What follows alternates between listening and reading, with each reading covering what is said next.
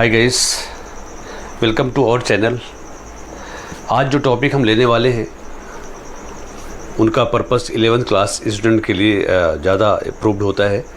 और टॉपिक हम ले रहे हैं सेट एंड रिलेशन। थोड़ा सा मैं ओवरव्यू दे दूं।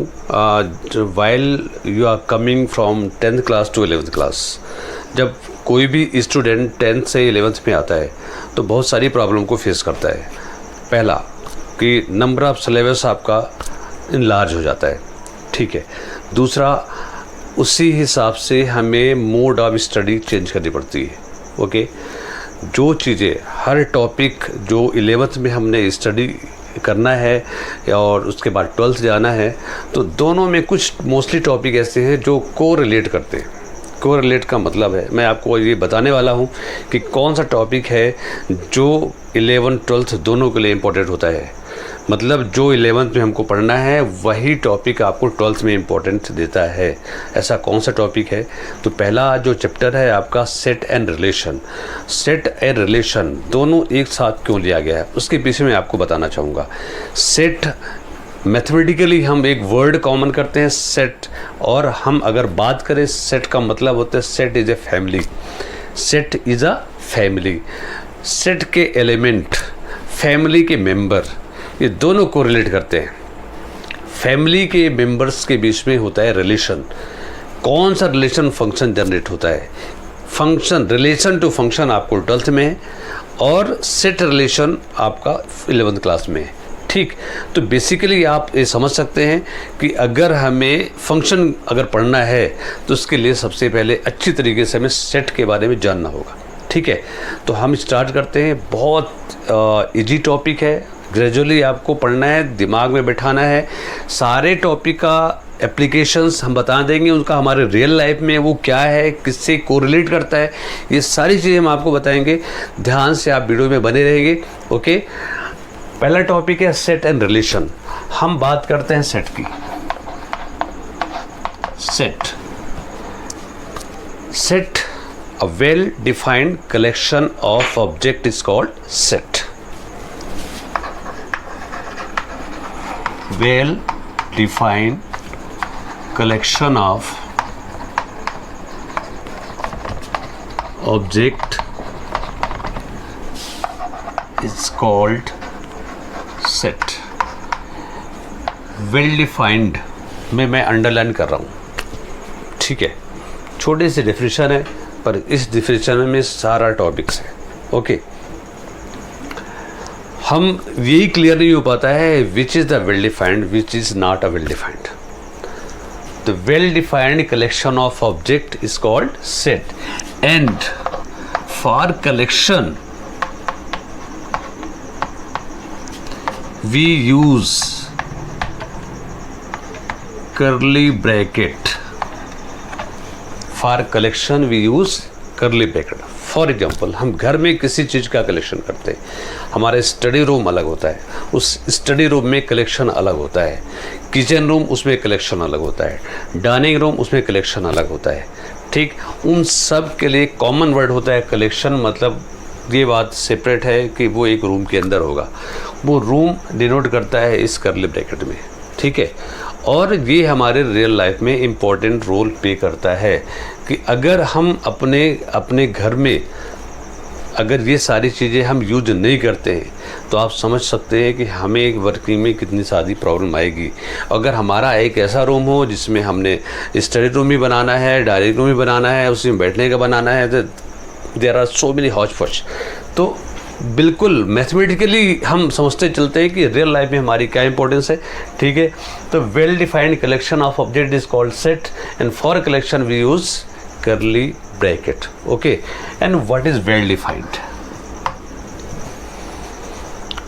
वेल डिफाइंड एक क्वेश्चन मैं आपसे कर रहा हूँ। This is what? This is chalk. America में क्या बोलेंगे? चौक। इंग्लैंड में क्या बोलेंगे? चौक। जापान में क्या बोलेंगे? चौक, okay. This is well defined. This is well defined. Everywhere everybody called chowk because of its well defined, ठीक है। वेल डिफाइंड ऐसा कोई भी ऑब्जेक्ट है जिसको हर जगह यूनिक नेम से जाना जाता हो, दैट इज वेल डिफाइंड, ठीक है। जैसे धीरे धीरे हम आप बात करेंगे इसमें, तो well defined collection of object is called set, okay. Set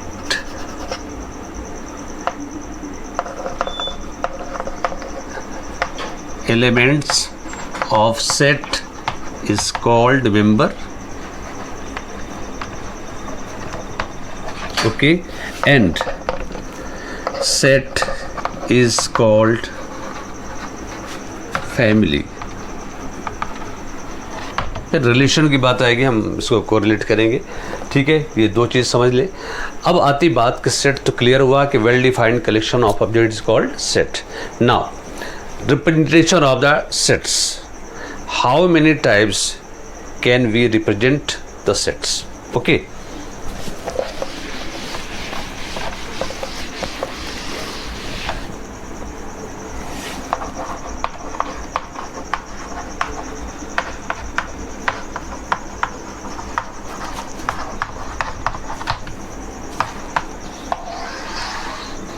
Representation of the sets, first set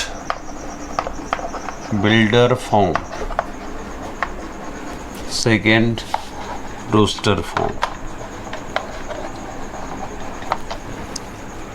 There are two types that we can represent the set, first set builder form,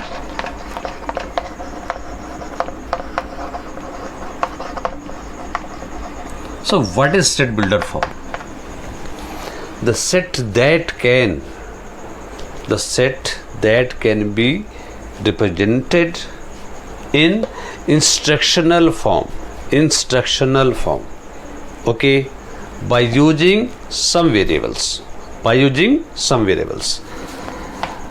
the set which is represented in instructional form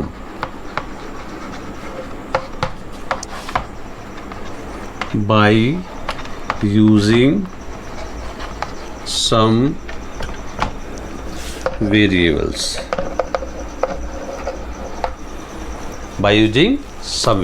is called set builder form।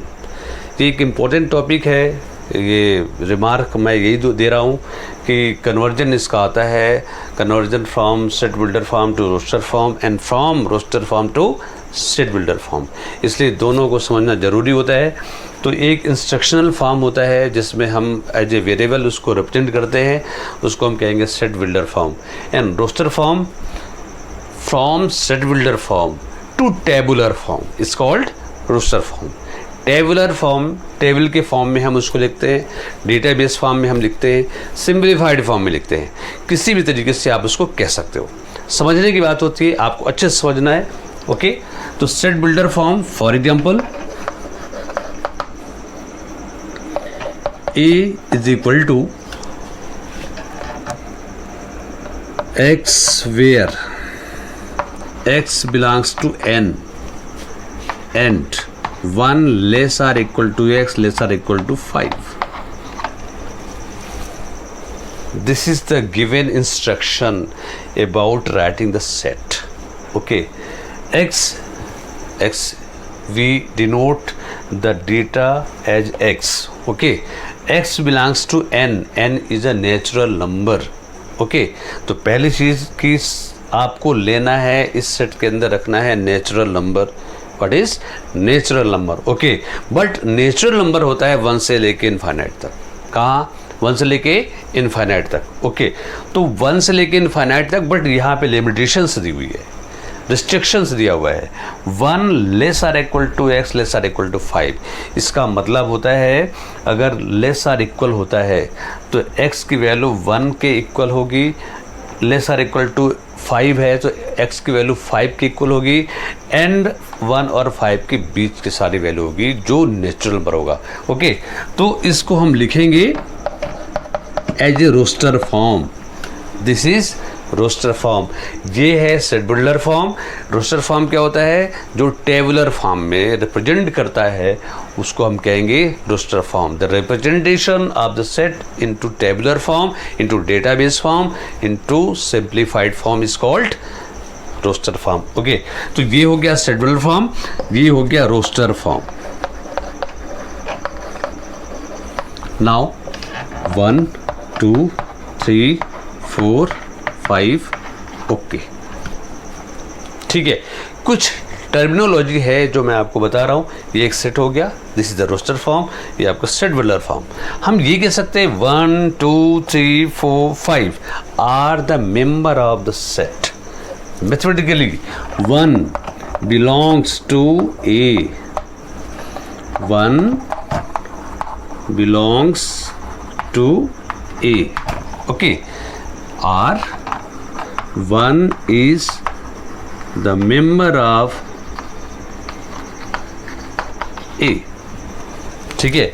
So we can say 2 belongs to A, 3 belongs to A, 4 belongs to A, and 5 belongs to A. Okay. Similarly, in other manner, we can say 1 is the member of set A or family of A, 2 is the member of set A, 3 is the member of set A, 4 is the member of set A, 5 is the member of set. But 6 does not belongs to A. This is means does not belongs to A, means 6 is not the member of A. Okay, 6 is not a member of A. Now come forward.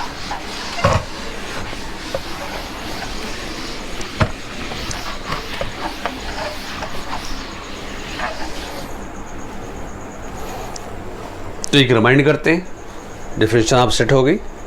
फिर हमने लिया representation of the sets. तो there are 2 types of the representation of sets. First set builder form, second roster form. Set builder form that means instructional form, roster form that is tabular form. ठीक है, दोनों में conversion हो सकता है, from set builder form to roster form and from roster form to set builder form. थोड़ा सा हम कन्वर्जन की बात करते हैं।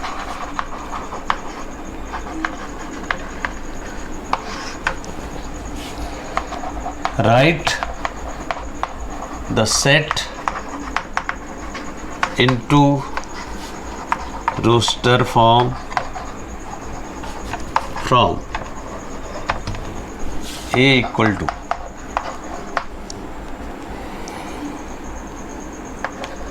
2n, where n belongs to n and 1 lesser equal to n lesser equal to 4।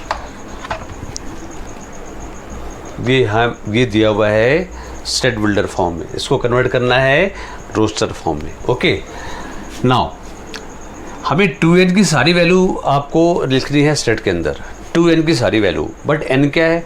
n is a natural number. n क्या है? Natural number. Natural number होता है 1 to infinity, बट सारी वैल्यू नहीं लिखनी है। फिर आगे इंस्ट्रक्शन दे रहा है कि n की वैल्यू होनी चाहिए 1 to 4। क्या होना चाहिए? 1 to 4। Okay, now put n equal to 1। So what become? n equal to 1 पे पहली वैल्यू मिली 2। नाउ n इक्वल टू 2 पे 4, n इक्वल टू 3 पे 6, n इक्वल टू 4 पे 8। That's all. n की वैल्यू 1 से लेके 4 तक लेनी है। This is roster form, this is roster form. Okay, now next.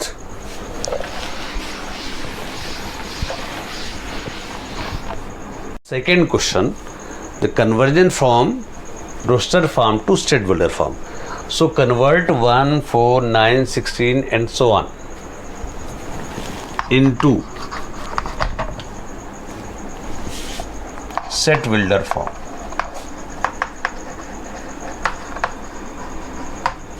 Mostly problem आती है from roster form to set builder form। ठीक है, तो एक चीज़ मैं आपको बताने जा रहा हूँ, आप सारे डेटा को ध्यान से देखना है, ठीक है। हर डेटा के बीच में एक सीक्वल है, एक सिमिलर वे है जिसके अकॉर्डिंग वो चेंज होता है, जिसके अकॉर्डिंग चेंज होता है। जो रूल लग रहा है वो सब में सेम लगना चाहिए, ठीक है। तो मैं अगर देख रहा हूँ 1 के बाद क्या आ रहा है 4, 1 के बाद 4 आ रहा है, 4 के बाद 9 आ रहा है, तो 1 4 9 ये किसी भी नेचुरल नंबर का क्या है, what is.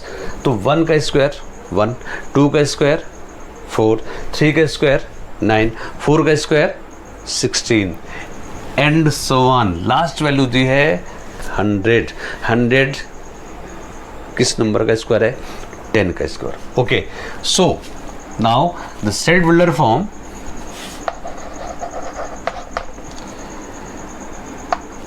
A equals to x, A equal to x। अब यहाँ पे सारी कंडीशन स्क्वायरिंग में आ रही है, 1 square 2 square 3 square 4 square, so you have to make square of x। Okay, ठीक। व्हाट इज x, किसका स्क्वायर हो रहा है, सारे नेचुरल नंबर का हो रहा है, सारे नेचुरल नंबर का हो रहा है। Then where x belongs to capital N, natural number, okay, but natural number belongs from 1 to infinity, so but we have to take only from 1 to 100, so 1 to 100 means किस number का square 1 से 100 तक आ रहा है, 1 से लेके 10 तक। Okay, तो and 1 less or equal to x less or equal to 10। Now this is the set builder form, ये रोस्टर फॉर्म, ठीक है। तो दोनों का कन्वर्जन हो गया from roster form to set builder form and from set builder form to roster form. Now come to next.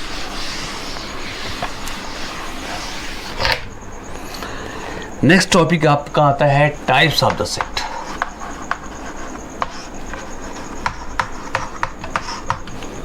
Types of the set, okay, there are so many types of the set. जो important है आपके जो board या point of view 11th class या 12th class, उसके according हम सारी चीज़ें आपको बताते हैं, और सारे सेट के डिफिनेशन के साथ में उसको समझना है, आइडेंटिफाई करना है, क्योंकि इसके बाद आपका चालू होता है रिलेशन, और टाइप्स ऑफ द सेट के बाद इसके सारे अलग अलग ऑपरेशंस होंगे। ऑपरेशन जब तक हम सेट की डिफिनेशन पता नहीं होगी तो हम ऑपरेशन करने में हमें प्रॉब्लम जाएगी। Okay, the first finite set. ये वर्ड फाइनाइट नेम से ही आपको क्लियर हो रहा है। The set is called finite if the number of element is countable. The set is called finite if number of elements is countable। For example, A equal to A B C D E, ठीक है। दूसरा example लेते 1 2 3 4 20। Third example लेते 1 2 3 4 5। 3 set है, 3 में से बताना है which is the finite set, which is not the finite set. A B C D count करें 1 2 3 4 5, there are 5 elements. Okay, so it is finite set. Now 1 2 3 4 5 and so on up to 20। Last value आपका given है तो finite set होगा, otherwise finite set नहीं होगा। तो ये finite set हो गया, this is the finite set, this is the finite set, this is infinite set. तो यहाँ हम इसको एक वर्ड कनेक्ट कर देते हैं, दोनों सेट आपके कंप्लीट हो जाएंगे। Is countable otherwise infinite set. मतलब कि जो सेट अगर फाइनाइट नहीं है वो सेट इनफाइनाइट होगा। Okay,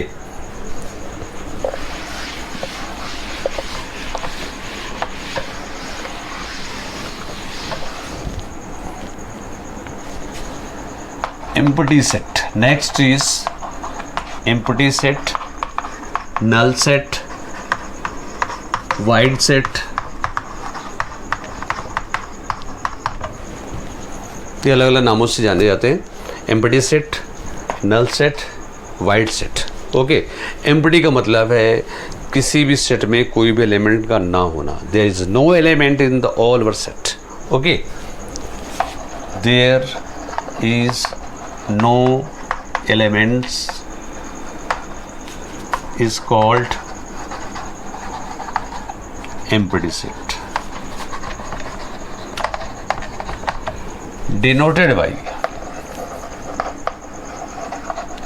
denoted by phi. Phi are this. या तो हम ऐसे लिखेंगे या फिर phi से. phi खुद एक सेट होता है. phi is the set of notation of empty set. Okay.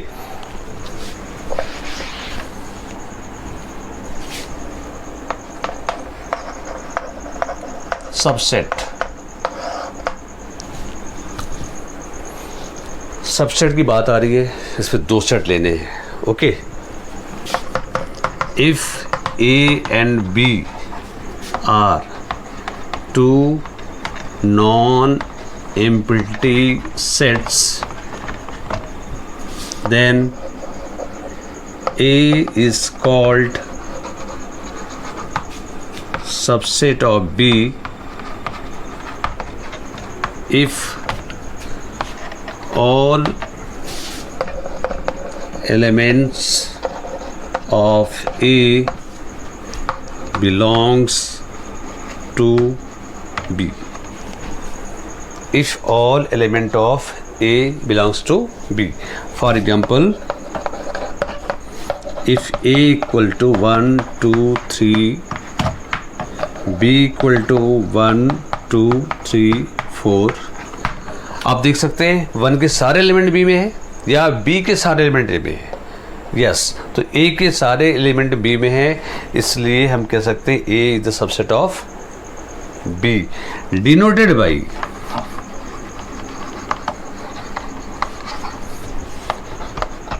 A is the subset of B.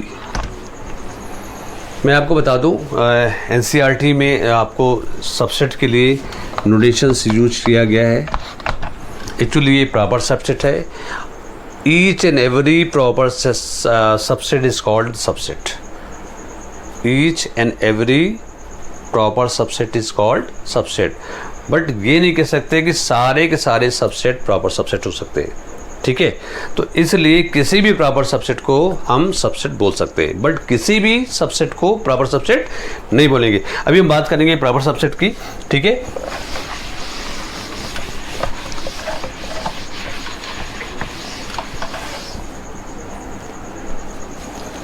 Now the proper subset.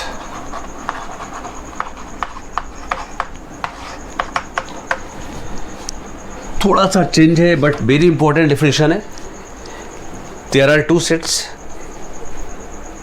that will be non-empties. For operation or for working, the set should be non-empty. Okay, if A and B are two non-empty sets, then A is called the proper subset of B. If all elements of A belongs to B and at least one element should be in B, which does not belongs to A. Okay, if A and B are two non-empty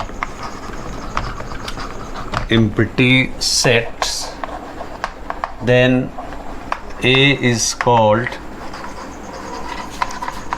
proper subsets if all elements of A belongs to B, but at least one elements should be in B that does not belongs to set A। Simple समझा रहे हैं आपको। A equal to 1 2 3 4, B equal to 1 2 3 4। A के सारे element B में है, B के सारे एलिमेंट A में है। So we can say that A all element of set A belongs to B and all elements of B belongs to A। और जब ऐसा होता है कि दोनों के एलिमेंट एक दूसरे में बिलोंग करते हैं, उसको हम कहेंगे इक्वल सेट। क्या कहेंगे? Equal set. ओके, अब A B का सबसेट होगा या B A का सबसेट होगा, बट हम ये नहीं कह सकते कि A B का प्रॉपर सबसेट होगा। So to be a proper subset what should be? To be a proper subset क्या होना चाहिए? तो मैंने क्या लिखा है, एटलीस्ट बी में, अगर ए बी का प्रॉपर सबसेट है तो एटलीस्ट बी में एक ऐसा एलिमेंट होना चाहिए जो ए में ना बिलोंग कर रहा हो। सो तो सी इक्वल टू 1 2 3 4 एंड 5। 5 एक ऐसा सेट है, एटलीस्ट 1, कम से कम एक एलिमेंट ऐसा होना चाहिए जो उस पहले सेट में बिलोंग नहीं करता हो। So we can say that A is the proper subset of C. A is the proper subset of C. Okay.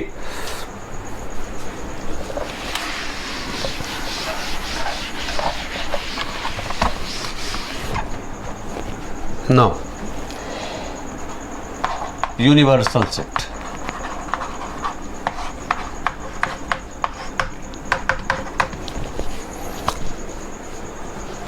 The set of all such element. The set of all such element एक ऐसे set का collection, ऐसे element का collection, एक ऐसे element का collection जो उसके सबसेट से बिलोंग करता है, जो उसके सबसेट से बिलोंग करता है। Means the collection of all element of subset.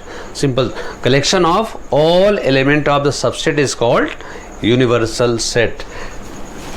The collection of all elements of subsets denoted by U. Okay, for example 1 2 3 4 5, B equal 3 4 5 6 7, C equal to 7 8 9। So universal set should be, इनके सारे element का collection at least होना चाहिए। तो 1 2 3 4 5 6 7 8 9, this is the universal set.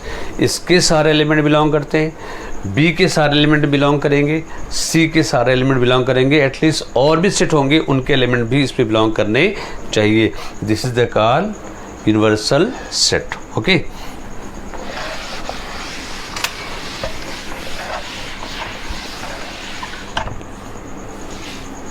now power set, very important topic, power set। हमने इसके पहले universal set की डेफिनेशन बताई थी, the collection of all element of the subset. Okay, अब पावर सेट की डेफिनेशन क्या है? The collection of all subsets, collection of all subsets.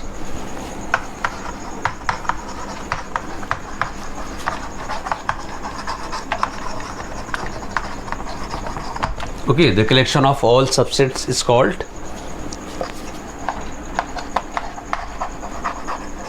power set, denoted by PA, A for set, P for power. Okay, why it is called power set? I will tell. For example, 1 2 3। सबसे पहले subset बनाने की technique सीख लेते हैं।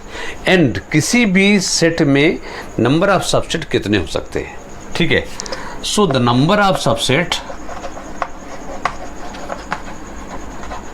number of subset is as 2 raised to n, where n equal to the number of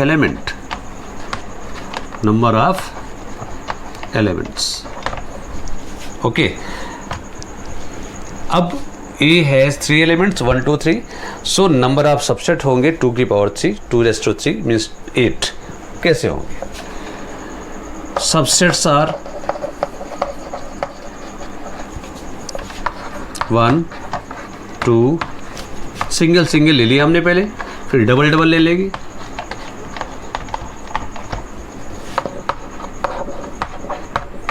फिर तीनों को ले लेंगे, और एम्प्टी सेट्स किसी भी सेट का सबसेट होता है. 1 2 3 4 5 6 7 8, नंबर ऑफ सबसेट 8 हो गए. सो इन सब का कलेक्शन पावर सेट हो जाएगा. So the power set is 1 2 3 1 2 2 3 1 3 1 2 3 and 5. Okay, this is the power set. Why it is called power set? This is the family, this is the family, this is the family, this is the family, this is the family. एक ऐसी बड़ी family जिसके अंदर सारी छोटी छोटी families हैं, तो ऑटोमेटिकली उस फैमिली में एक पावर होता है, दैट इज पावर सेट. हम यूनिवर्सल सेट की बात करें, उसमें एलिमेंट लेते हैं, सारी फैमिली के एलिमेंट का कलेक्शन कर लिया हमने, ठीक है. और एक बात हो गई, दूसरा सारे फैमिलीज को एक साथ मिला के बड़ी फैमिली बना लेना, this is called the power set. Power family मतलब पावर सेट. ओके, तो आज का लेक्चर हम यही एंड करते हैं. इसके कंटिन्यूएशन में हम आपको फिर मिलेंगे नेक्स्ट स्लाइड में. Okay, thank you.